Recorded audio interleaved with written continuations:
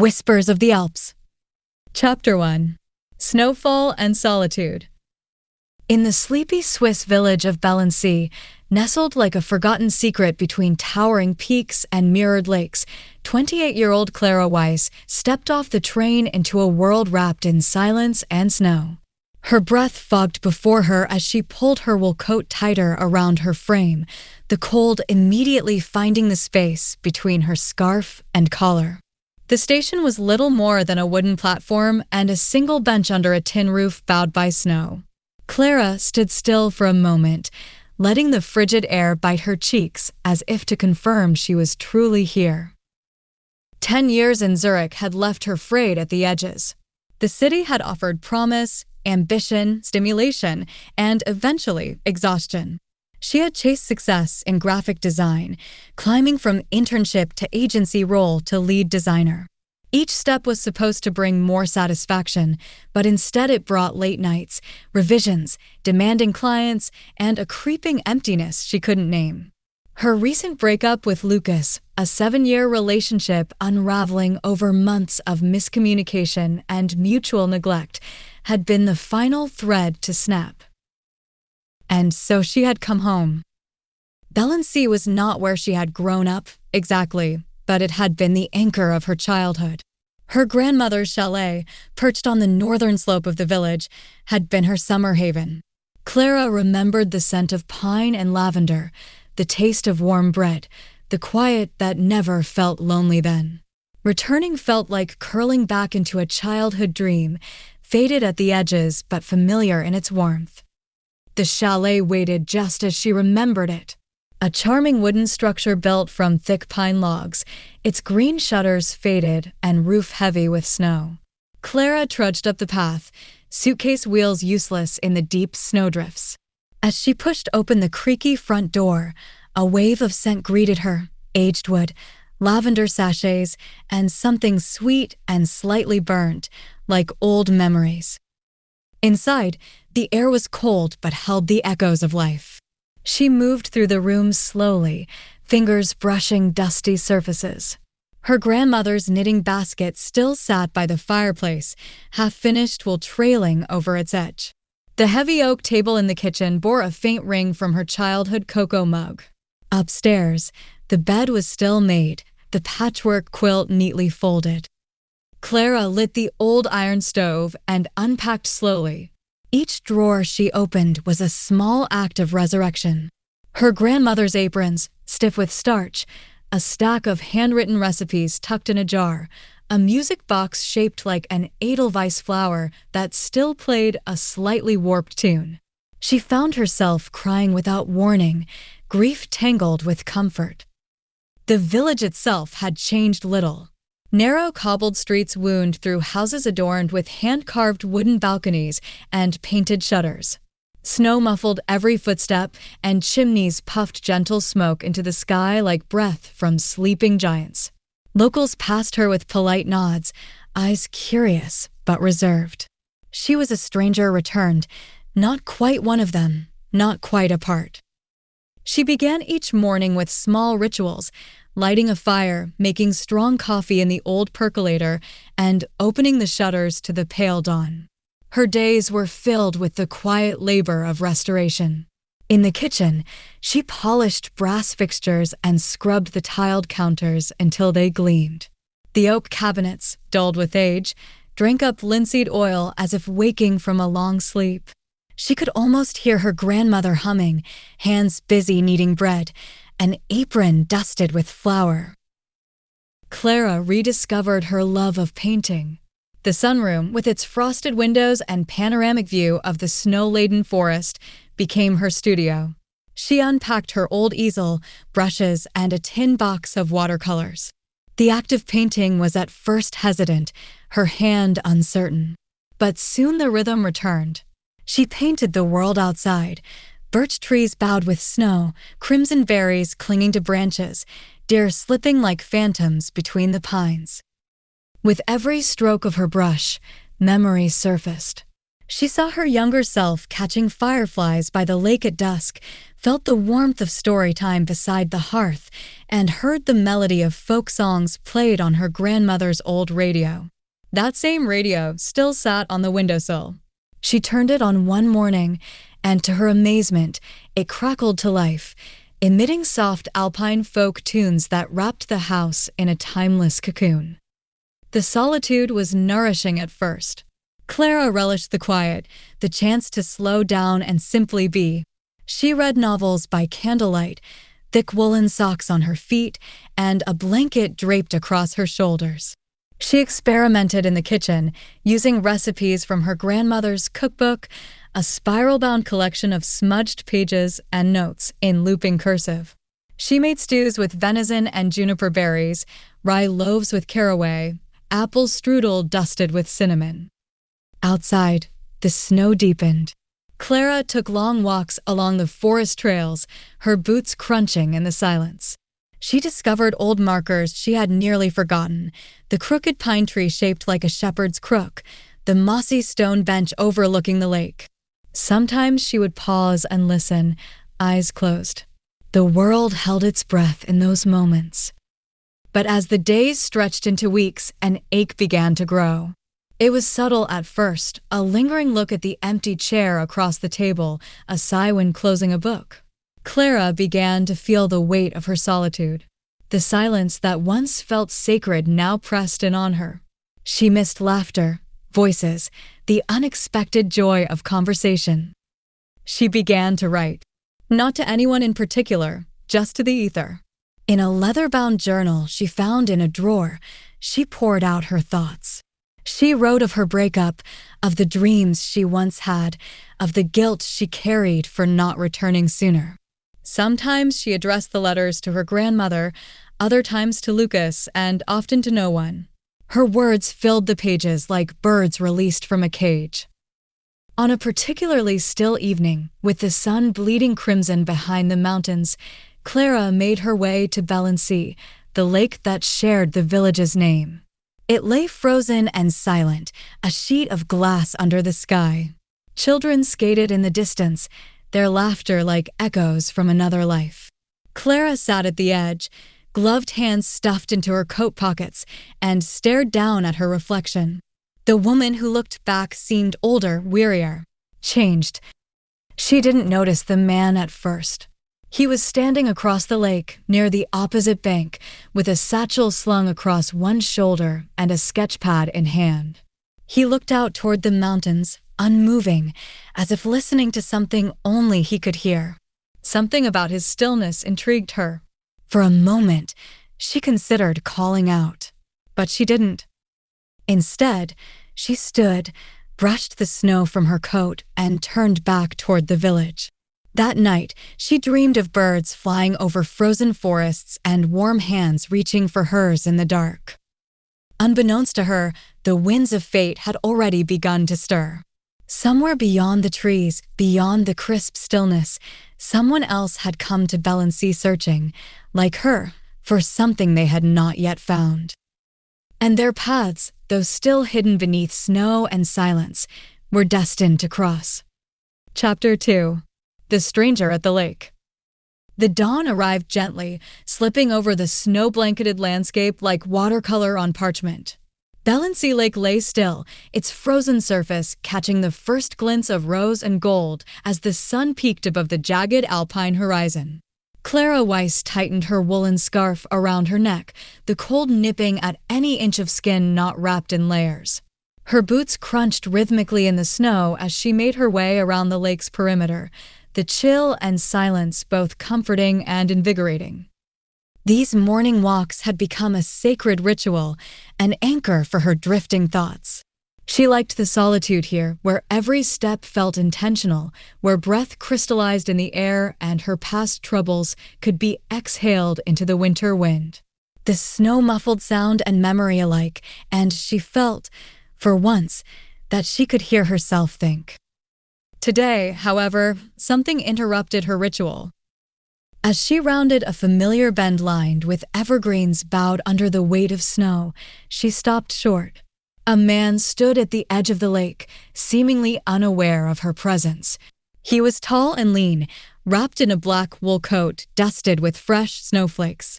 His posture was rigid, yet there was a quietude to him, as though he belonged there, carved into the landscape like the mountains that rose in the distance behind him.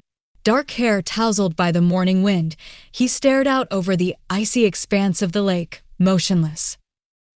Clara considered retreating, unsure if she should intrude. But something about the stillness of the moment, the symmetry of it, drew her forward. Her breath fogged the air as she cleared her throat softly. "Beautiful morning," she said, her voice tentative. The man turned slowly. His eyes met hers, an arresting shade of gray-blue, stormy and distant. There was a flicker of something in his expression, recognition, perhaps, or caution. "It is," he replied. His voice was low, slightly hoarse, as though unused to speaking aloud. There was a trace of an accent Clara couldn't place. She took a small step forward, offering a polite smile. "I don't think we've officially met. I'm Clara Weiss. I just moved back into my grandmother's chalet up the hill." The man inclined his head in acknowledgement. "Luc Renard," he said. "I'm staying out at the old mill." "The watermill?"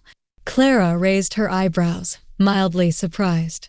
The mill had been abandoned since she was a teenager, the old stone structure sagging into disrepair by the stream at the village's edge. "I bought it last autumn. Fixing it up. Slowly." They stood in silence for a few moments, the lake before them stretching wide and untouched. The clouds had begun to lift, allowing a pale blue sky to peek through. "Do you ever get used to the quiet here?" Luc asked, his eyes returning to the horizon. Clara's lips curved faintly. "That's why I came back." He nodded, as if her answer confirmed something. Then, without another word, he turned and began walking along the opposite bank, his figure gradually shrinking into the whiteness. Later that morning, Clara stopped by the village bakery. The scent of fresh bread and cinnamon was a welcome balm against the cold. Frau Meyer, the elderly baker whose family had run the shop for 3 generations, was pulling a tray of rye loaves from the oven. "Morning, Clara," she greeted, brushing flour from her apron. "You're out early." "As always," Clara replied with a small smile. "I ran into someone at the lake." "A man, Luc Renard." Frau Meyer's eyes narrowed slightly, but not with suspicion, more with the curiosity of someone who knew everyone in town and their stories. The architect. But the old watermill last fall. Quiet man. Keeps to himself." "Architect?" "From Geneva, I believe. Or somewhere near. You know how it is, people come to Belency to forget or to hide." Clara blinked. "To forget what?" The old woman shrugged, her hands deftly wrapping a loaf in brown paper. "There are whispers. Some say he lost someone, a fiancé maybe. Others say there was a scandal. A project that went wrong. A woman he left. People talk. But he's polite enough. Doesn't bother anyone." Clara took the bread, her thoughts turning over. Frau Meyer's words weren't gossip so much as gentle caution. In Belency, everyone had a story, even if most were only ever half told. That night, back in the chalet, Clara sat curled by the fire, her grandmother's patchwork quilt around her legs, the radio humming soft alpine tunes in the background. Her mind wandered to Luc, the way he had stood so still, as if the mountains themselves were speaking to him. The look in his eyes, not cold, but distant, as though he were always seeing something just past the present moment. She found herself watching the stars through the frost-glazed window, wondering if he, too, was staring up at the same sky. A week passed before she saw him again. It was a Monday, and Clara had walked into the post office to pick up a package, some new paints she had ordered from Zurich. The building was small, just one room with a counter and rows of old-fashioned mailboxes. The wood stove in the corner sputtered warmth into the drafty space. Luc was there already, talking quietly with her bader, the postmaster. He was dressed in a charcoal sweater and dark jeans, snow still clinging to his boots. He turned as the door opened, and his eyes met Clara's. She smiled. "You again." He returned it, not just with his lips, but with his eyes. A subtle warmth that hadn't been there before. "Seems we have the same routines," he said. "Maybe it's a Valency thing." "Maybe," he echoed. They didn't speak long, just a few minutes of idle conversation about the cold, the slowness of mail delivery, the best bakery items to try. But when they parted, Clara felt something quiet blooming in her chest. Not excitement, not yet, but something akin to hope. The days continued their slow march, each one carving a deeper groove into Clara's new life. Her paintings grew bolder. She experimented with oils again, losing herself in the thick texture and vibrant color. The lake became a recurring subject, always frozen, but always changing. Some days it was silver and flat, others veiled in mist. She even painted Luke once, not from life, but from memory. Just his silhouette, standing at the edge of the world. In town, people began to speak to her more freely. Children waved as she passed, and neighbors offered shy smiles. Frau Meyer gave her extra pastries with her orders. Valency was beginning to open to her again. And Luke? He remained a presence just at the edge of her days. Sometimes she saw him across the square or passing the bookstore. Once, they exchanged a quiet nod at the cafe. Each interaction was brief, but none were accidental. It was as if the village itself conspired to make their paths cross, nudging them closer. One morning, as she stood by the lake again, sketchbook in hand, she heard footsteps behind her. "You come here often," Luke said. Clara looked up, the cold wind tugging at her hair. "So do you." He smiled. "I suppose that makes us both creatures of habit." They stood together for a while, gazing out at the lake. Then Luke turned to her. "Would you like to see the mill sometime?" Clara hesitated, surprised. "I'd like that." It was a small beginning, but in Valency, the smallest things often held the most weight. And though neither of them knew it yet, their stories were beginning to twine together, like two trails in the snow, crossing in quiet, deliberate steps. Chapter 3. Fireside Conversations. The snow fell with renewed purpose, thick and ceaseless, as if determined to seal the village of Valency away from the rest of the world. The lake, once a glimmering sheet of ice, was now buried under a quilt of white. The rooftops drooped beneath the weight, and the forest beyond the village stood hushed and solemn, its branches heavy with frost. Clara Weiss awoke to the sound of wind humming through the eaves and the gentle groan of timber settling under the cold. She pulled the covers up to her chin, savoring the cocoon of warmth, before finally rising and tugging on wool socks, thick leggings, and an oversized sweater that had once belonged to her grandmother. The mornings had taken on a rhythm, tea steeping in a chipped ceramic pot, a fire crackling in the hearth, and the scent of lavender and cedar lingering from the sachets hidden in every drawer. She was just finishing a sketch of the lake from memory, icy and still under gray skies, when she decided to pick up a parcel from the post office. The snow muffled her footsteps as she made her way into the heart of Valency, every cottage along the road glowing faintly with candlelight or fire. The air was sharp, but invigorating. Inside the post office, warmth and the scent of old paper greeted her. Clara spotted Luc Renard near the counter, speaking to her baiter in rapid French. His brows were furrowed in concentration, his voice low and measured. She noticed again the little things about him, the way he rubbed the back of his neck while thinking, the sharp lines of his profile softened by fatigue. When he turned and noticed her, a flicker of recognition warmed his features. He nodded once. "Clara." "Luke," she said, returning the nod. A pause followed, filled with quiet understanding. He lifted the small package in his hand. "Coffee beans," he said. "I ran out. I'm fairly intolerable without caffeine." She chuckled. Good to know. There's a cafe near the square with decent espresso. The one with the green shutters. I was heading there, actually. Want to join me? Luke studied her for a beat, then gave a small smile. All right. They walked together through the snow-draped village.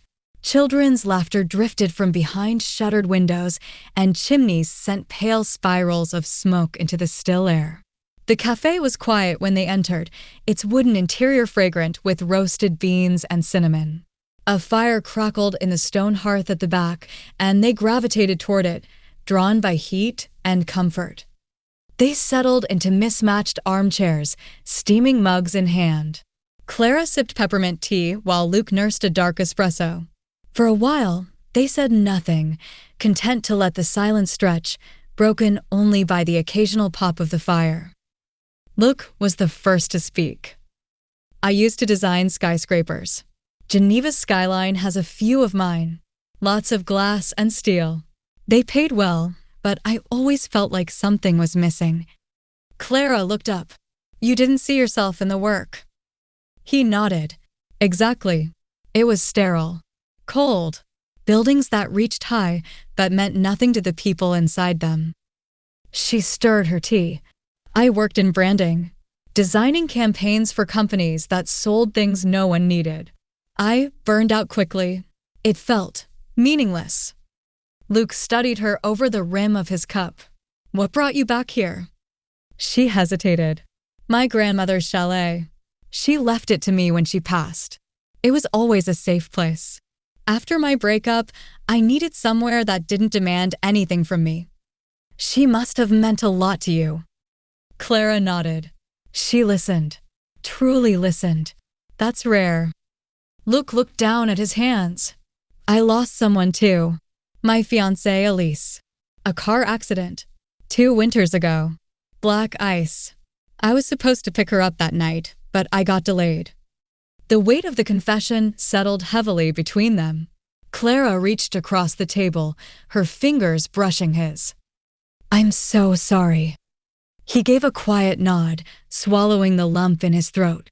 The silence here helps sometimes, but it also echoes with everything I've lost. They fell into another silence, but this one was shared, 2 solitudes leaning toward each other. From that day, a new routine unfolded.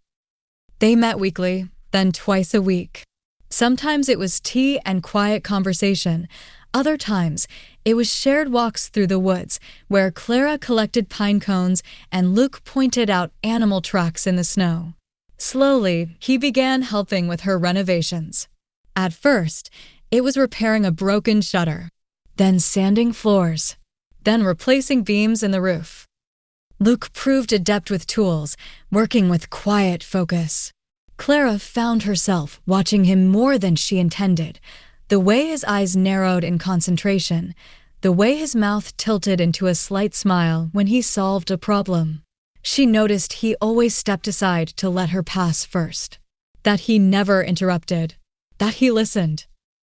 One evening, after a long day of work, Clara invited him to stay for dinner. They shared a meal of rosemary stew and rye bread, the kitchen lit by flickering candles and the fire's glow.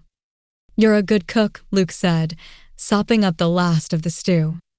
I cheat. These were all my grandmother's recipes. They laughed together, an easy, honest sound that rang pleasantly in the old kitchen. Afterward, they carried firewood inside. As Luke handed her a log, their fingers brushed. His touch was warm despite the cold, and for a moment, their eyes met and held. The air between them shimmered with unspoken possibilities. He didn't kiss her, but something passed between them nonetheless, an understanding, fragile and real. After he left that night, Clara stood at the window for a long time, watching the snow fall. Her heart was a quiet, steady drum in her chest. She touched her fingertips together, remembering the feel of his skin. She knew nothing had truly changed. Not yet. But for the first time in a long while, she wanted something too. Chapter 4. The Christmas Market. As December deepened, Bellensea transformed into something out of a storybook. The snow thickened its hold on the village, muffling sound and softening every corner with its gentle hush. Icicles dangled like crystal daggers from eaves, and windows glowed amber through the frost. Even the mountains seemed to lean closer, their peaks dusted in moonlight and mystery. With each day, the village square became more alive. Garlands stretched across narrow lanes, pine wreaths were nailed to every door, and children dragged sleds through the streets, their laughter bouncing off the snowbanks. In the center of town, the Christmas market opened the first week of Advent. Modest by city standards, it nevertheless possessed a rare charm. Wooden stalls, each carved and painted by hand, lined the cobbled square.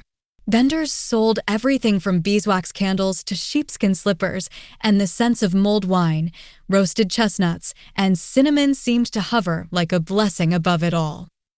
Clara wandered through the market, her cheeks flushed with cold and anticipation. She hadn't attended the Bellensea Christmas market since she was a child, when her grandmother would bundle her in scarves and mittens and let her pick one ornament to take home. The tradition had lapsed during her city years, too busy, too far, too detached, but now, standing here with the wind stirring her coat and bells jingling from a nearby sleigh, it felt as if something in her had come full circle. Luke met her by the fountain at the center of the square, which had frozen into a luminous sculpture of ice and stone. He wore a charcoal coat and a thick wool scarf, his hair tousled and dusted with snow. Clara noticed, not for the first time, how his presence seemed to still the world around him, as though the snow fell slower when he stood in it. "You're late," she teased, her smile barely concealing the pleasure she felt at seeing him. He lifted a small paper bag. "I got distracted by a booth selling hand-carved ornaments. I bought one. For your tree." Clara took the ornament gently, a tiny deer, painted with delicate brushstrokes and flecks of gold. "It's beautiful. Thank you." They began to meander through the stalls, stopping often. Clara picked out a jar of alpine honey from a local beekeeper and a handmade candle shaped like a pine cone. Luke, to her surprise, engaged easily with the vendors, switching from French to Swiss German with fluent grace. At one booth, he chatted warmly with an older woman selling wool mittens, leaving her chuckling with delight. Clara raised a curious eyebrow. "You never told me you speak the dialect." Luke shrugged, almost shy. "My mother was from Bern. I spent a few summers there. You pick things up." "You're full of surprises." "Am I?" he asked, smiling slightly. They shared mugs of glühwein, the warm, spiced wine cutting through the chill. As they leaned against the railing overlooking the lake, Clara found herself staring at him, captivated by the way the snow caught in his eyelashes. His expression was softer here, touched by something unspoken. Luke caught her gaze and tilted his head. "What?" She flushed. "Nothing. Just, you're different in the snow. Softer, maybe." He chuckled. "That's the wine talking." "No, it's not." Their path took them past a brass band playing carols and a small choir of school children singing beside a fire pit. Lights twinkled in the boughs above them. The whole square pulsed with life, with music, with joy. As the evening deepened, villagers formed a circle in the clearing for the traditional folk dance. Clara stepped back, unsure. She hadn't danced in years. But Luke turned to her, his hand outstretched. "Dance with me?" She hesitated, her heart leaping. "I'm terrible." "I'll lead." She took his hand. It was warm and sure. They moved together, tentatively at first, then with more confidence as the rhythm carried them. They spun and stepped in time with the music, laughing with the crowd. Clara felt her body loosen, her spirit lift. The wind tugged at her scarf, and she let it, just as she let herself be present in this one radiant moment. Later, flushed and breathless, they stepped into the shadows beside the church. The world had narrowed again, but this time to just the space between them. Luke's voice was low. Tonight was the first time I've felt light in a long time. Clara looked up at him, snow settling in her lashes. Me too. He reached to brush a flake from her hair. His fingers lingered, gentle. And then, finally, he kissed her. It wasn't rushed. It wasn't dramatic. It was soft and deliberate and full of everything they hadn't said. Their lips met like they belonged, like they'd been reaching for this since the lake, since the cafe, since the first glance across the frost. When they pulled apart, the village bell rang at midnight. Christmas Eve had arrived.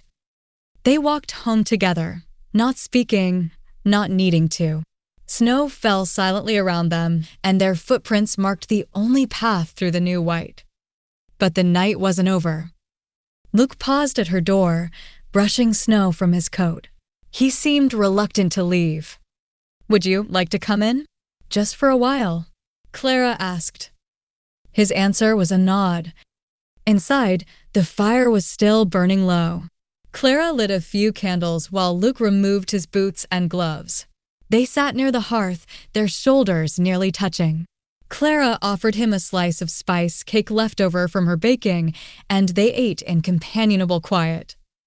He looked around the room, at the old books stacked under the window, the oil paintings leaning against the wall, the wreath of pine cones above the mantel. It feels like her, you know. Your grandmother. Still here. Clara smiled. Sometimes, I think she is. Luke shifted slightly. I've been thinking about Elise a lot lately. Not in the painful way.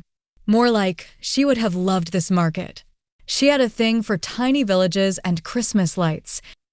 Clara reached over and took his hand. He let her. Maybe she brought you here, Clara said softly. He looked at her, eyes wet but calm. Maybe she brought me to you. Outside, the snow deepened. Inside, two hearts thawed a little more. They talked until the candles burned low about old traditions, about memories, about how grief doesn't leave but sometimes finds softer places to rest. Before he left, Luke paused in the doorway, then turned back. Merry Christmas, Clara. She smiled. Merry Christmas, Luke.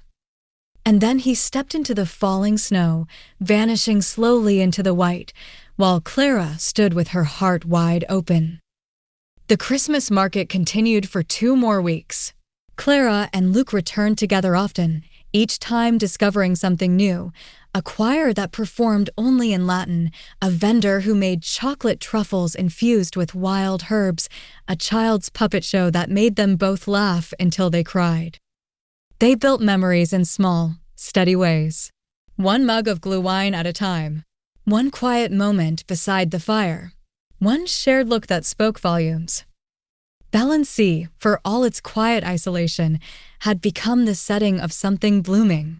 And beneath the snow, beneath the ice, the ground was already warming. The lake would melt again in spring, but something deeper had already begun to stir. And neither of them would ever be the same again. Chapter 5.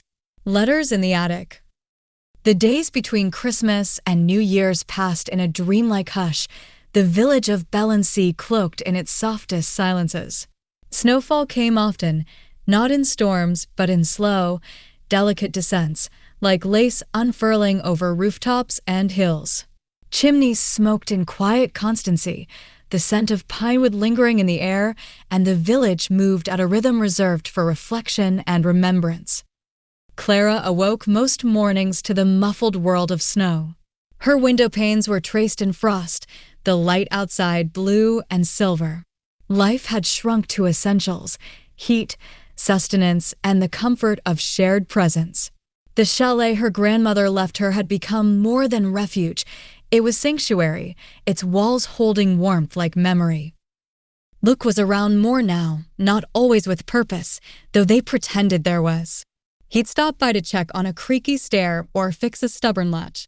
Often, they'd find themselves cooking dinner together or sharing tea by the fire. What began as companionship began to feel like something essential, inevitable. It wasn't only in the words exchanged, but the silences too, those rich, layered pauses where breath and glance did the speaking. One morning, the wind was fierce, rattling the shutters. Clara decided to use the time to clean out the attic, a task she had long postponed. With a thermos of tea and a flashlight in hand, she climbed the narrow stairs. The attic was exactly as she remembered from childhood, shadowy, with slanted ceilings and exposed beams. Dust danced in the filtered light that slipped through a small round window. The insulation crackled beneath her boots as she moved carefully, peering into boxes and peeling back yellowed linen. Behind a stack of watercolor pads and winter coats, she discovered a wooden chest, scuffed and bound in tarnished brass. She tugged it forward, the hinges creaking like they hadn't been opened in decades. Inside, under a faded quilt, were bundles of letters. Dozens, maybe hundreds.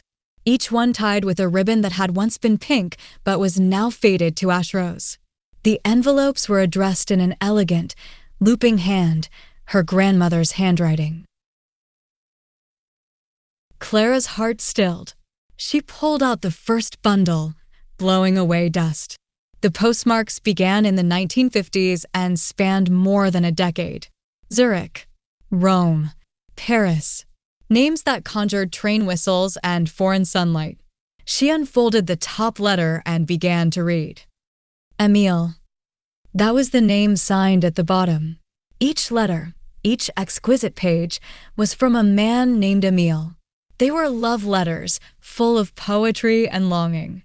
He described secret meetings, shared dreams, the ache of separation. In one, he wrote, "Even if the world never knows what we are to each other, I will carry the scent of your hair in every foreign room. Lena, you are my compass." Clara sat in stunned silence. Her grandmother, so composed and anchored in Clara's memory, had lived a hidden love story, one not with her grandfather, but with a man whose name Clara had never heard. The revelation landed not as betrayal, but as expansion. Her grandmother had been more than she appeared. She had lived passionately, secretly, fiercely. Footsteps on the stairs startled her. Luke's voice called softly, "Clara, I'm up here." He climbed the attic stairs carefully and paused in the doorway. The light caught the dust in a golden cloud around her. "What is all this?" Clara handed him the open letter. "My grandmother had a lover," she said simply, "before she married my grandfather. His name was Emile. These are all his letters." Luke read silently, then looked up. "This is extraordinary." They wrote for years. All these letters, she kept them, hid them.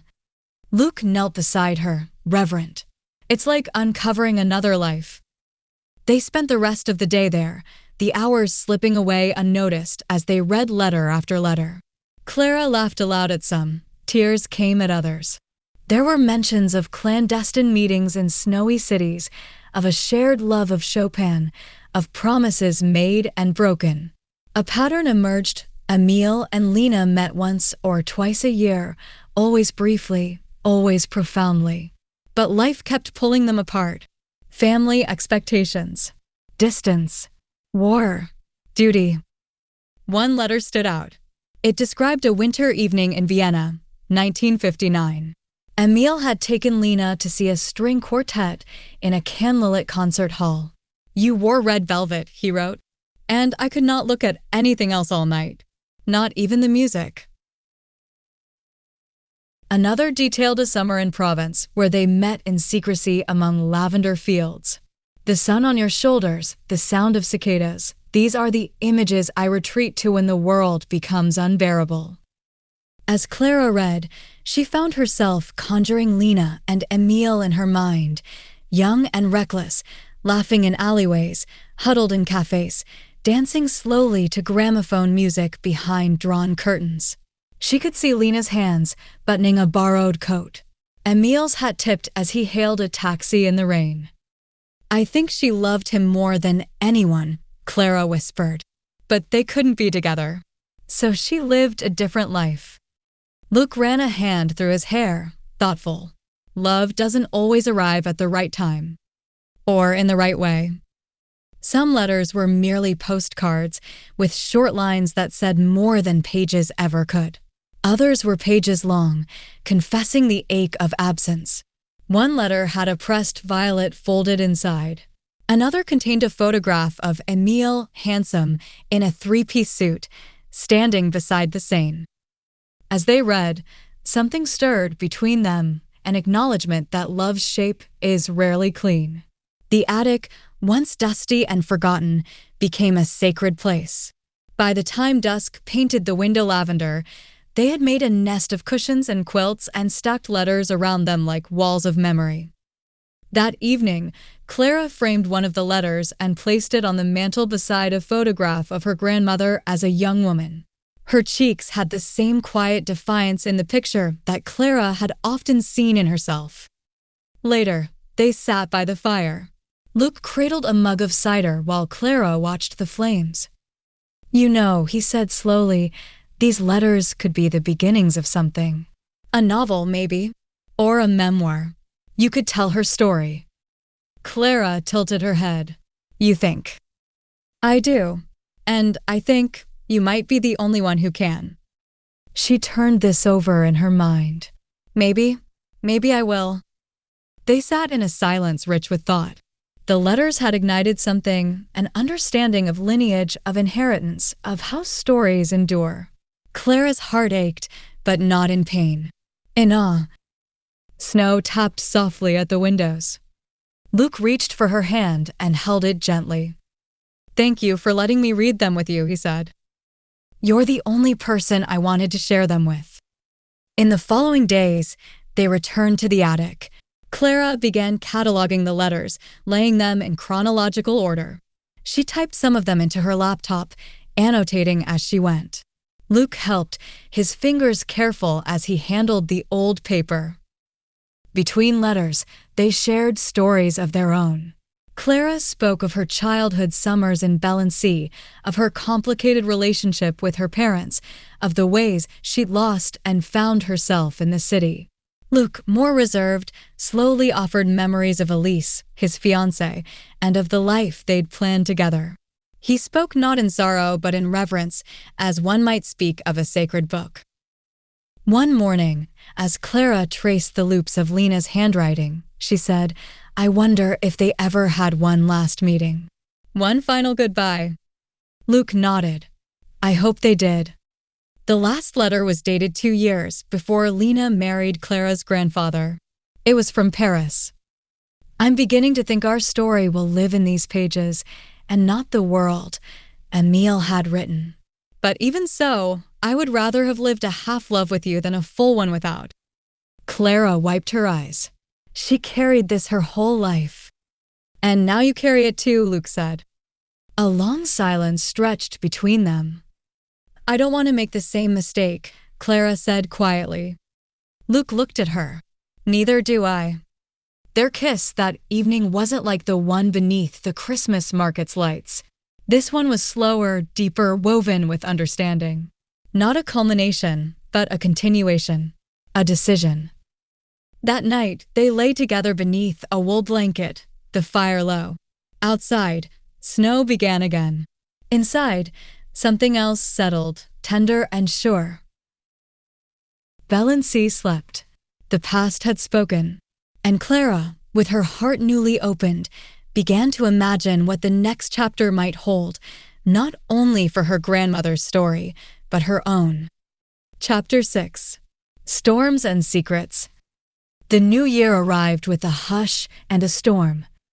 Valency disappeared beneath a thick veil of white, and even the evergreens bent under the weight of relentless snowfall. Winds howled through the high valleys, carrying a sound that was part whistle, part wail, as if the mountains themselves were mourning. Paths vanished. Roads closed. The little village surrendered to winter's power and turned inward. The storm trapped everyone in place. Trains stopped running. Deliveries were delayed. The post office shuttered its doors. Neighbors checked on one another, and Clara and Luke became part of that quiet choreography, stocking wood piles, clearing stoops, delivering groceries to the elderly. But once the village had what it needed, there was nothing left to do but wait. Wait and stay warm. Luke stayed in Valency longer than he had planned. His apartment in Lausanne was unreachable, and he had no reason to rush back. More and more, his footsteps led him to Clara's chalet. The storm offered no distractions, no escape, only the sharp scent of pine logs crackling in the hearth, the comfort of shared meals, and the low murmur of conversation as the snow piled higher. They developed a rhythm. Mornings with coffee and porridge, afternoons reading by the window or sorting more of Lena's letters, evenings beside the fire wrapped in thick blankets. Clara taught Luke how to make her grandmother's spiced lentil soup, and Luke showed her how to play chess on a set they found in the attic. They talked about books, regrets, old loves. Sometimes they didn't talk at all. The silence between them grew less like a gap and more like a bond. One night, the wind shrieked louder than usual. Clara awoke with a start. She padded down the stairs and found Luke standing in the kitchen, silhouetted against the window.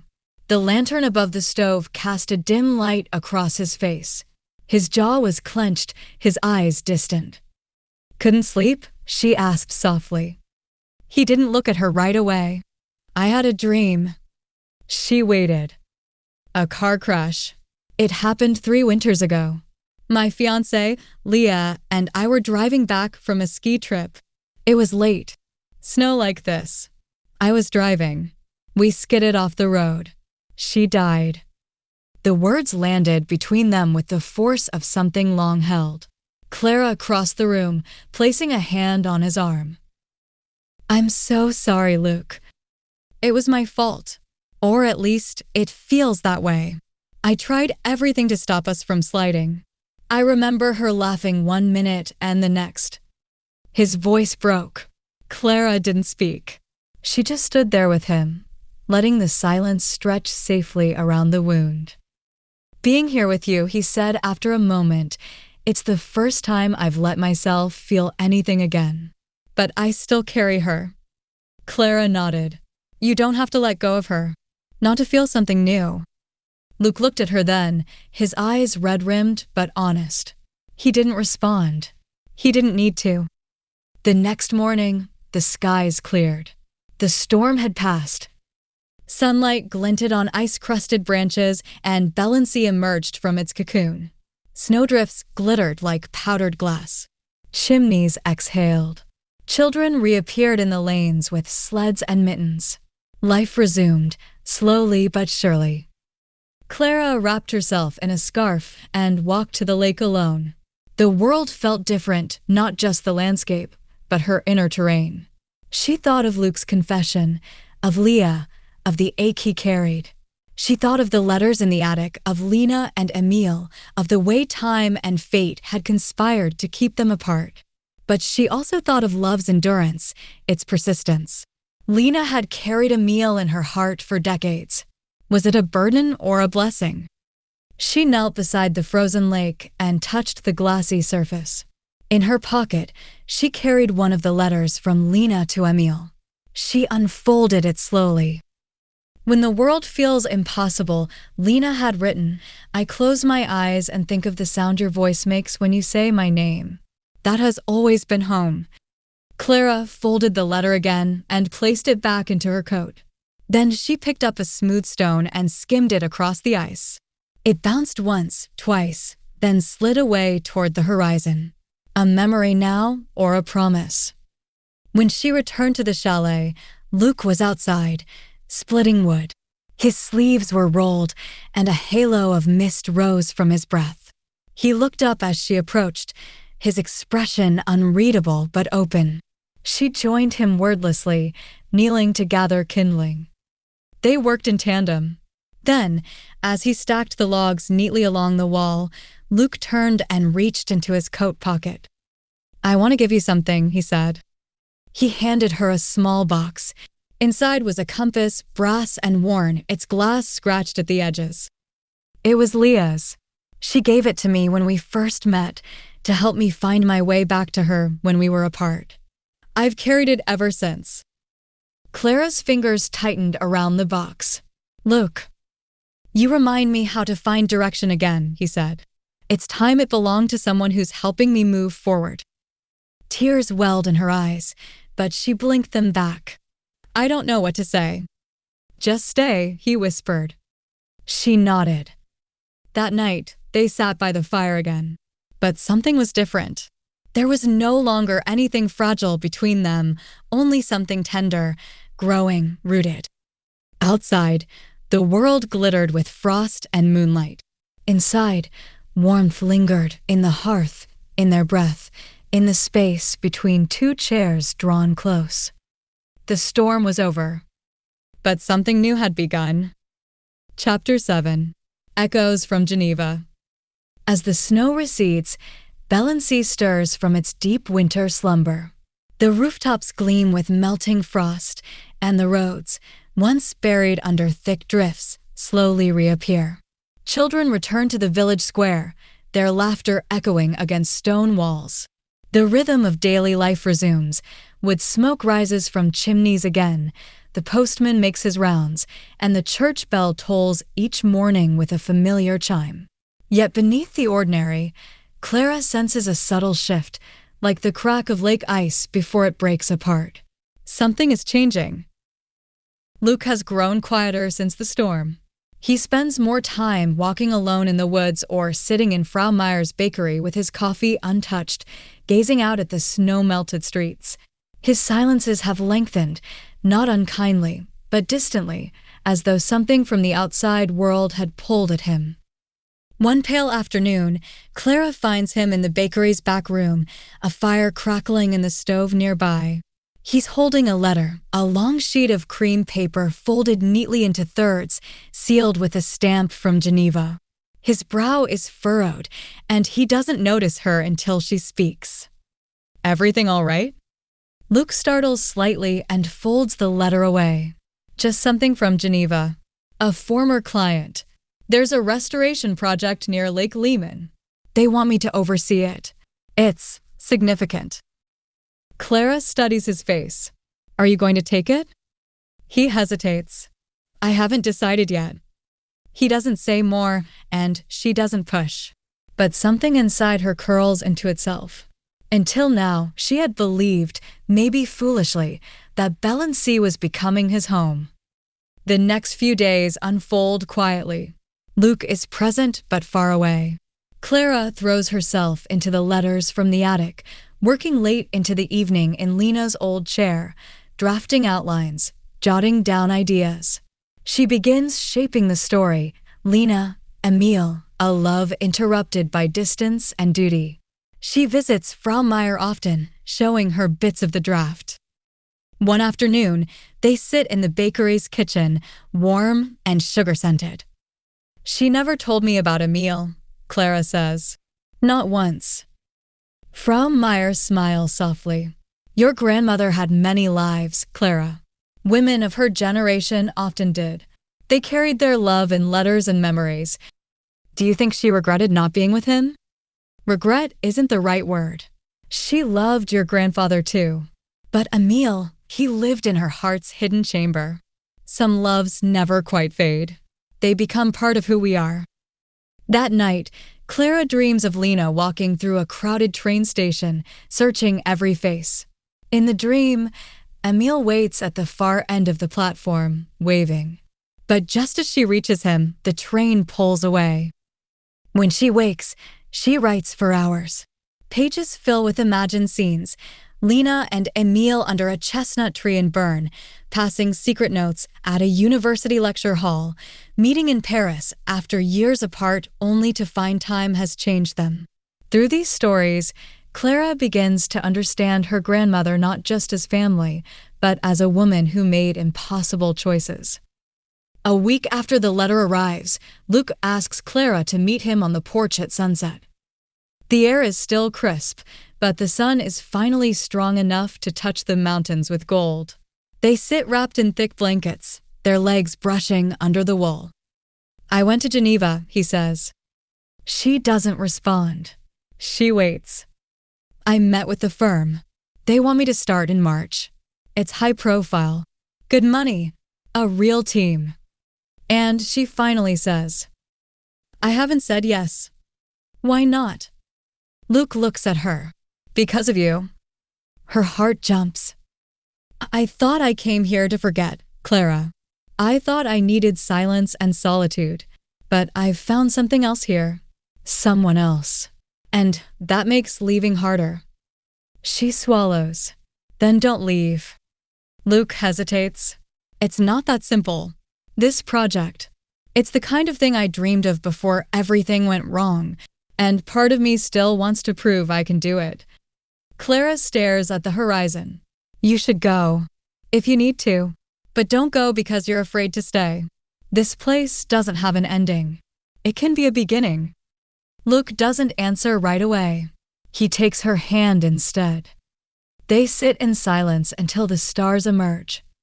The next few days are quieter. Luke doesn't bring up the job again, but Clara knows it weighs on him. Still, something between them has softened, less guarded, more vulnerable. Clara keeps writing. She discovers a new letter in the attic, hidden at the bottom of the chest. It's different, written not by Lena but by Emil. Unsent.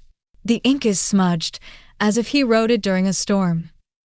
I am too late, it begins. By the time this reaches you, you'll be married. But I want you to know, I have never loved anyone else. Even now.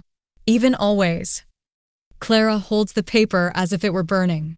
She carries it down to the sitting room and reads it aloud to Luke that evening. He listens in stillness. Why didn't he send it? Luke asks. I don't know. Maybe he was afraid. Or maybe he thought it wouldn't change anything. Luke nods slowly. That's the tragedy of timing, isn't it? Yeah, it's everything. A few days later, Luke hands her another letter, this one addressed to her. It's short, a confession, a hope, a promise. I haven't made my final decision, but if I stay, it's not just for you. It's because I want to stop running. And maybe Valency is the place to build something, not bury it. Clara doesn't say anything. She just folds the letter and presses it to her chest. That night, in the quiet of the kitchen, Clara opens Lena's old journal. She finds a blank page and begins to write not just Lena and Emil's story, but her own. The lake glimmers beyond the window, its surface still half frozen, reflecting a sky full of stars. This is how love begins, she writes. Not with certainty, but with a question brave enough to be asked. The final paragraph is left unwritten for now. It will depend on whether Luke chooses to stay, and whether Clara chooses to ask him to. Either way, spring is coming. And love, like the village, is beginning to thaw. Chapter 8. Beneath the Mountain Light. February arrives with longer days and clearer skies. The mountains, still draped in snow, reflect brilliant light that seems to awaken something in everyone. The village of Valency begins to hum with a quiet energy, subtle, like the first birdsong after months of silence. Each morning, Clara wraps herself in layers, dons her boots, and walks through the village with a notebook in hand. She stops to speak with neighbors, sketches the slope of rooftops and the silhouette of bare trees, and collects fragments of memory and folklore. Her book is evolving into something greater than she envisioned, not just a memoir, but a tapestry of voices and histories woven together. Luke often joins her on these walks, camera slung around his neck, a thermos of Frau Meyer's rosehip tea in his hand.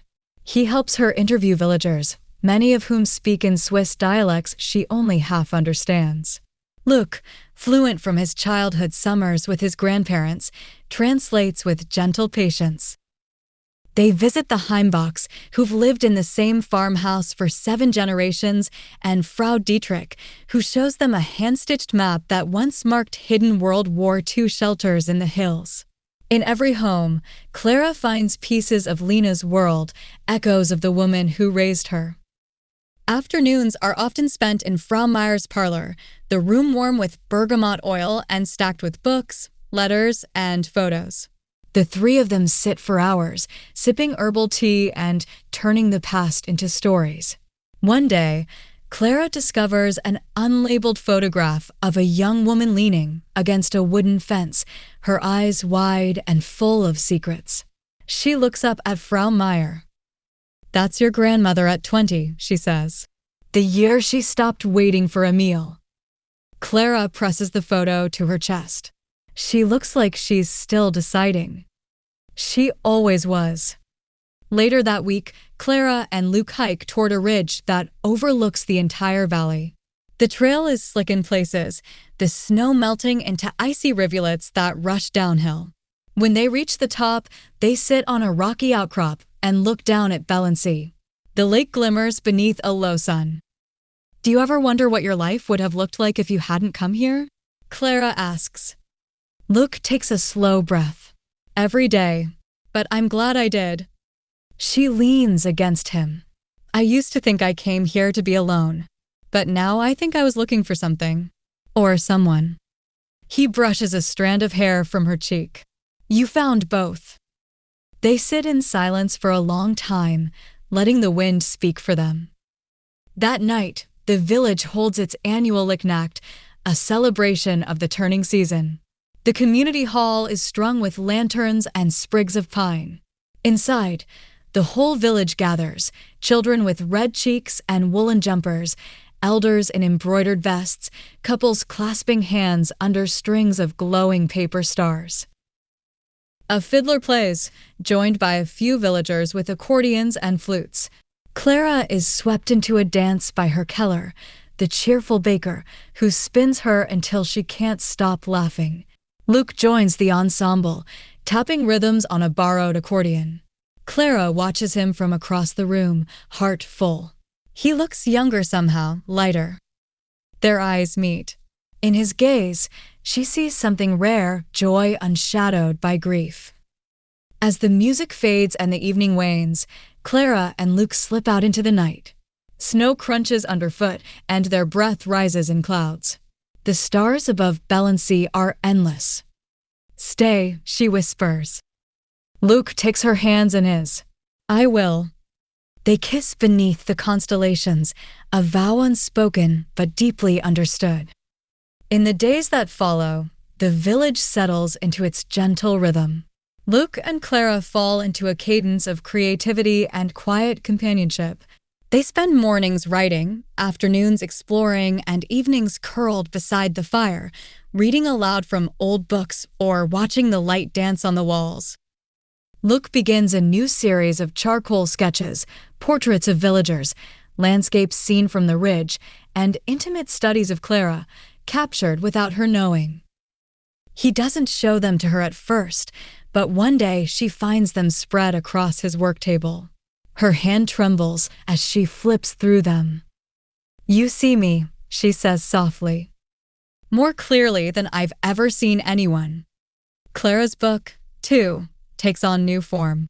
The chapters no longer follow a strict chronology, but instead spiral outward from Lena's letters, tracing themes of longing, resilience, and the echoes of forgotten love.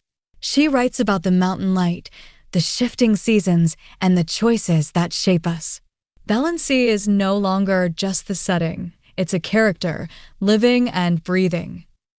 One afternoon, Luke surprises her with a picnic on the lake's edge. The ice has cracked in places and water shimmers through the breaks.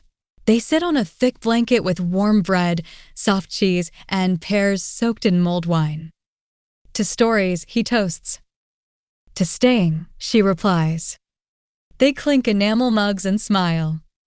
As dusk falls, they lie side by side, watching the first stars emerge. "I was lost when I came here," Luke says, "and afraid to let anyone see it." "You let me," Clara whispers. "Only because you were brave enough to look." The days pass with a kind of golden stillness. Spring is not here yet, but its promise hangs in the air. Frau Meyer gives Clara a bundle of letters she found tucked into an old prayer book. They're written by Lena in her later years, reflections on growing older, on silence, on choosing happiness even when it's uncertain. One letter ends with a line Clara will carry with her forever. Some loves don't vanish. They root and bloom again when you least expect. Clara includes it in the epilogue of her book. One clear evening, as snowmelt rushes through the forest streams, Luke takes Clara to a grove of larches at the foot of the mountain. He leads her to a tree where initials have been carved, decades-old hearts wrapped in bark. "I brought you here because I want to carve a new story with you," he says. He takes out a pocket knife and etches their initials beside the others. C+L. Clara smiles. Not an ending. "No," he says. "A beginning." They stand beneath the mountain light, hand in hand. The mountains hold their secrets, but that night, under the hush of alpine stars, Clara and Luke begin to build a truth all their own. And somewhere in the silence of the snow, the world shifts gently forward. Chapter 9. Spring Thaw. March comes with slow, deliberate warmth. The ice recedes, the lake begins to stir, and delicate crocuses pierce the frozen soil like tiny declarations of life. Balancey shifts in color and rhythm. Boots give way to worn leather shoes, coats are unbuttoned, and the bakery windows are cracked open. The scent of rising dough mingles with the dampness of thawed earth. Smoke from the chimneys thins, lifting lazily into the pale blue sky as if even the fires are relaxing their grip on winter. The village awakens with a soft hum. Children splash in melting puddles, dogs bark at birds returning from the south, and Frau Meyer replaces the evergreen wreath on her bakery door with one woven from willow and early blossoms. Clara takes morning walks through muddy paths, notebook in hand, documenting changes in both the land and herself. The news arrives like a stone dropped into still water. Luke has officially declined the Geneva offer. His decision spreads through Balancey faster than gossip. Frau Meyer hears it from the postman before breakfast. By noon, the grocer asks Clara about Luke's plans. At the inn, a carpenter offers to help with their renovations, no charge. "I hear we have you to thank for our architect staying," Frau Meyer says with a knowing smile, dusting flour from her apron. But Clara shakes her head, cheeks flushing.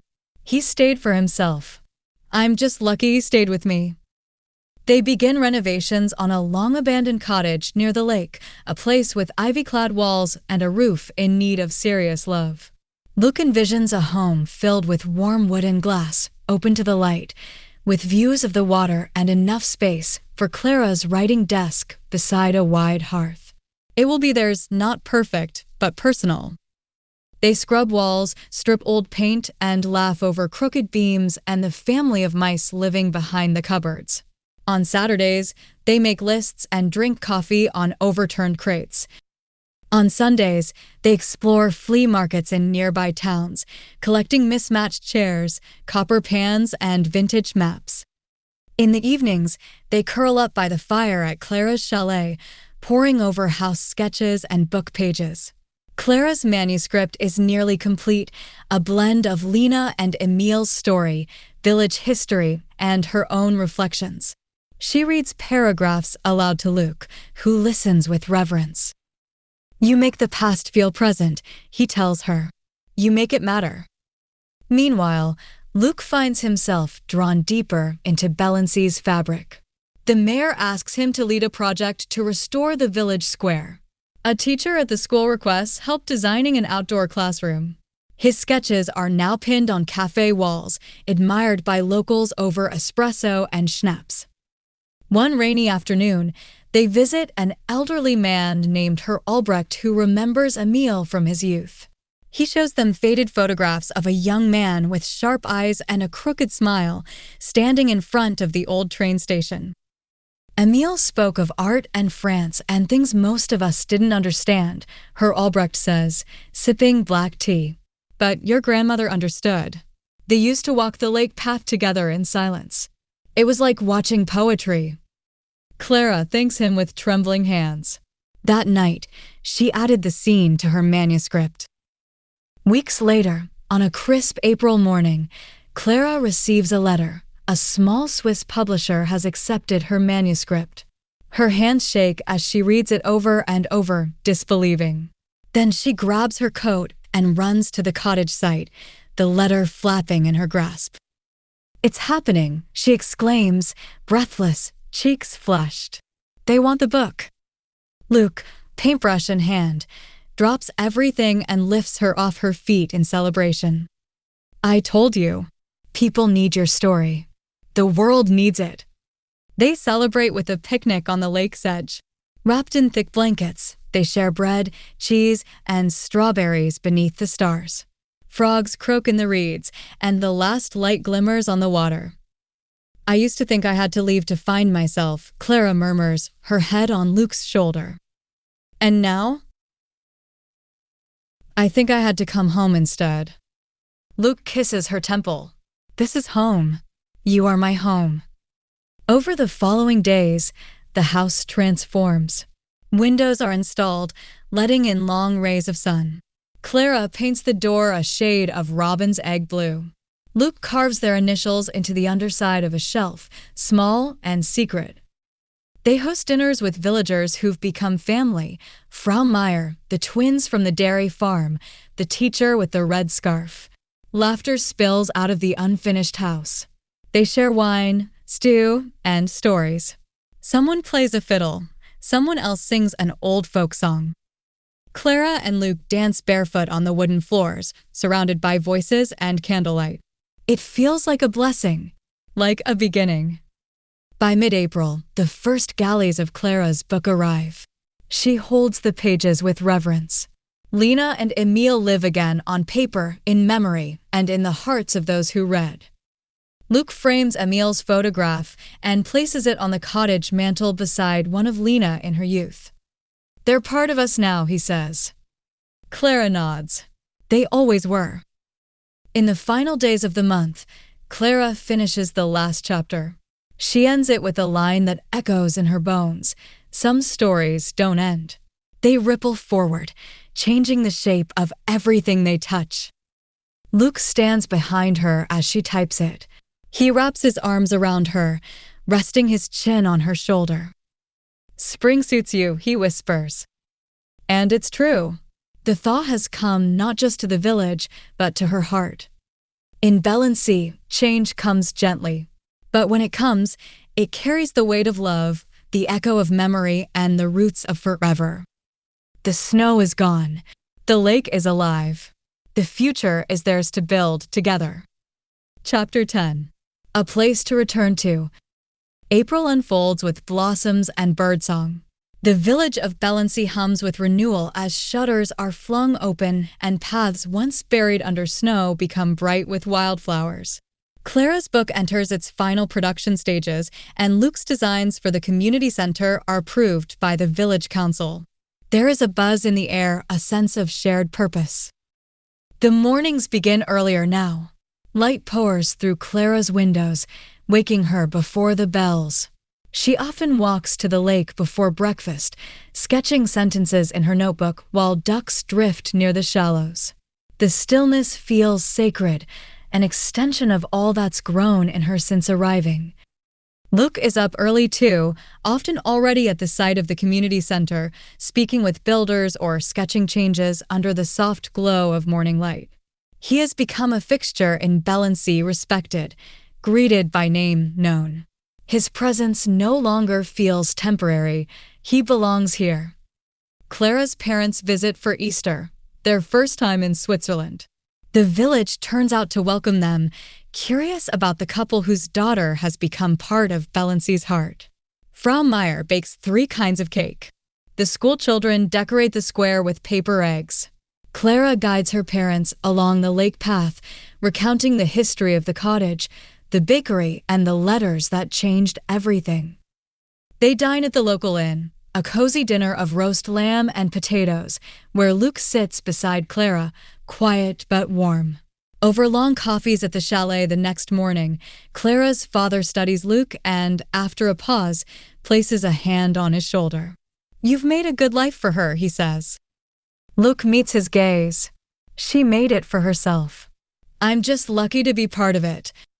One weekend, the village prepares for the ceremonial raising of the maypole, a tradition dating back centuries.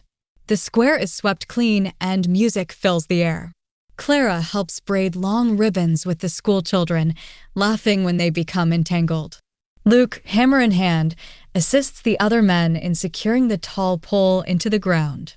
The entire village gathers as the pole is raised skyward, crowned in spring blossoms. Laughter, dancing, fresh bread, and schnapps mark the celebration. For a moment, time feels suspended. Shortly after, Clara's book is published. Its launch is quiet but deeply felt. The first reading is held in the newly restored community hall. Lanterns glow along the walls, and chairs are arranged in neat rows. Clara stands at the front, palms damp, heart full. Her voice trembles at first, but grows steadier as she reads a passage about Lena and Emile, about longing, resilience, and the way the mountains can hold love even when time cannot. Luke watches from the back of the room, his eyes bright. Afterward, a local journalist approaches her. What do you hope readers take from this? She asks. Clara thinks for a long moment. That the quiet places of the world often speak the loudest, she says, if we let them. Luke finishes the cottage in early May. It is everything they dreamed, a wide hearth with room for Clara's desk, windows that open to lake light, and wood polished by their own hands. They move in with only a few boxes and armfuls of flowers. The first night, they sleep without electricity, the flicker of candles casting shadows on the walls. We made this, Clara whispers, curled into Luke's chest. Together, he murmurs.